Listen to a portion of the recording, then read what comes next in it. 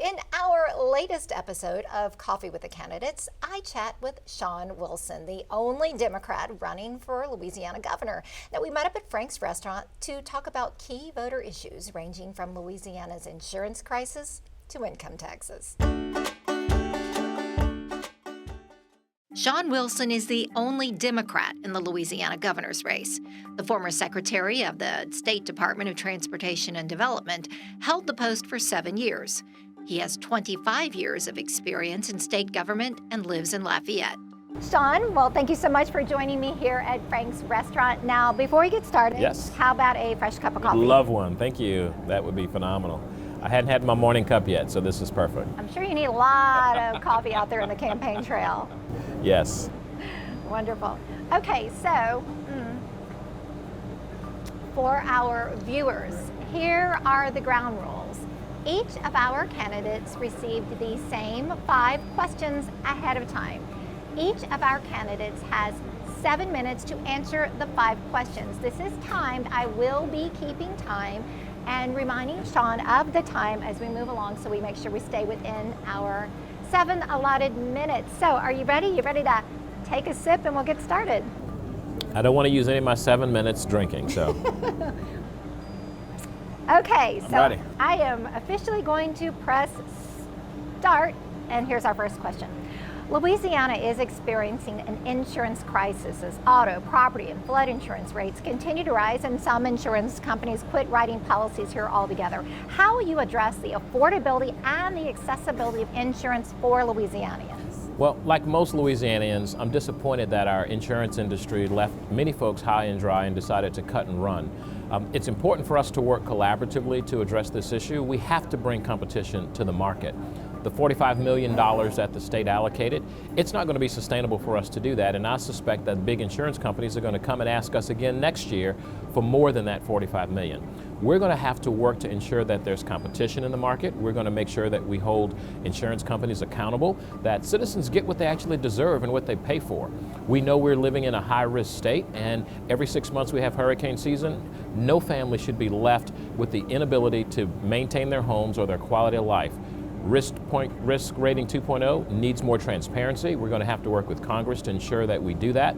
134% increase for some families, any family, is just unacceptable. And so we're going to have to work collaboratively. We're going to have to work with our national partners, work with the insurance industry, and hold them accountable. As governor, I'm going to pass laws to make sure that citizens get what they actually deserve from those insurance companies, or they're not going to be welcomed here to work in this state. We need to have a competitive market, and that's what we're going to work for.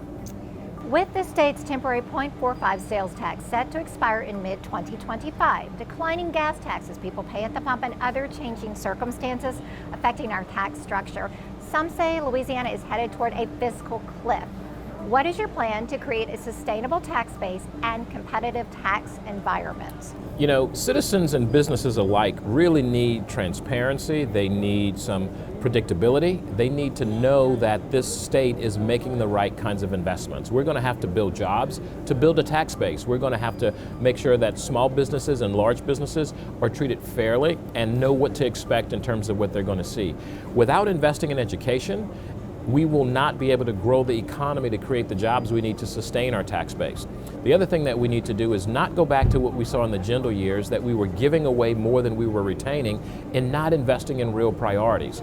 It's important for us to be able to attract people to this state, and the tax base is going to make sure that people know what to expect and know where their resources are going to pay for things like good schools, infrastructure, healthcare, education. If it's not going to make us safer, if it's not going to make us smarter, if it's not going to make us healthier, and it's not going to make us wealthier, we should not be doing it. Those are the first 4 things that we have to focus on, and taxes are going to be used to be able to sustain that and spend it on the right priorities for the state of Louisiana.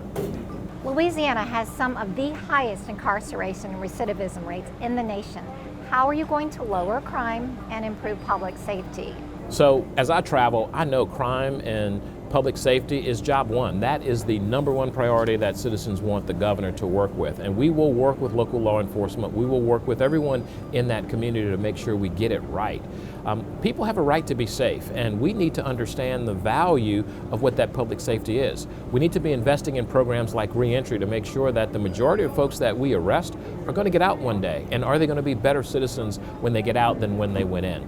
We need to make sure that we're investing in technology, that we're supporting local law enforcement, that these individuals who protect us and serve us have the resources to protect themselves and do their jobs effectively. Investing in technology will go a long way.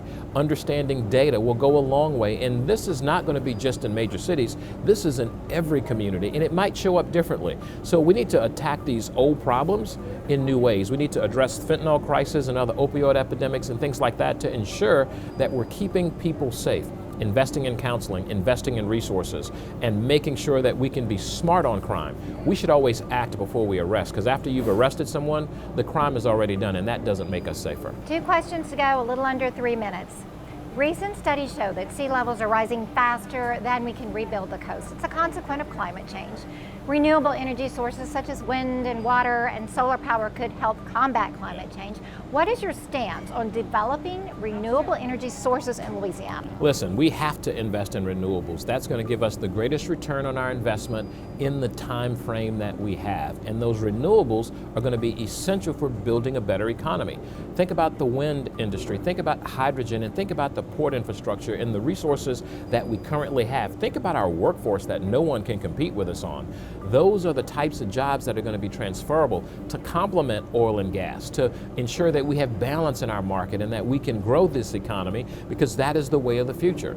And that's an opportunity for us to invest in both urban and rural communities to make that happen. And so, listen, we lost about a coast of football field just in the last hour when it took me to get from Lafayette to Baton Rouge. We have to accept that we can do better. We want to protect this shore. We want to protect our state so that our children and grandchildren can hunt and fish and have the quality of life that we grew up with in Louisiana, and that it not all falls into the Gulf of Mexico. All right, we have a minute and a half left. Last question.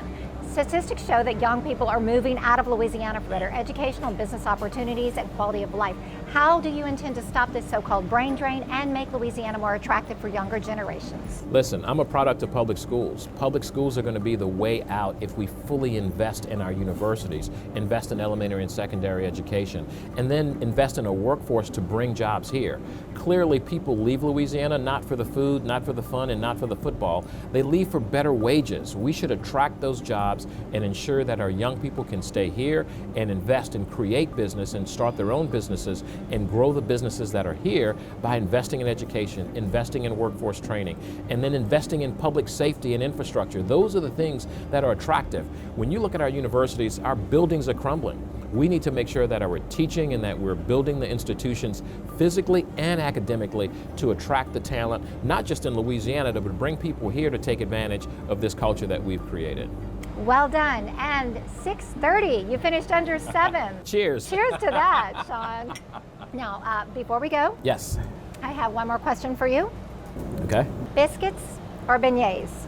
I love them both. I like biscuits with a little figs, but I'm going to go with beignets. I haven't had beignets in a while. And there you go. Awesome. Aren't those beautiful? This program is made possible in part by Frank's Restaurant, a place known for the gathering of friends, family, and colleagues, where deals are signed over a handshake and a biscuit. For information on catering, menus, and locations, go to franksrestaurantla.com.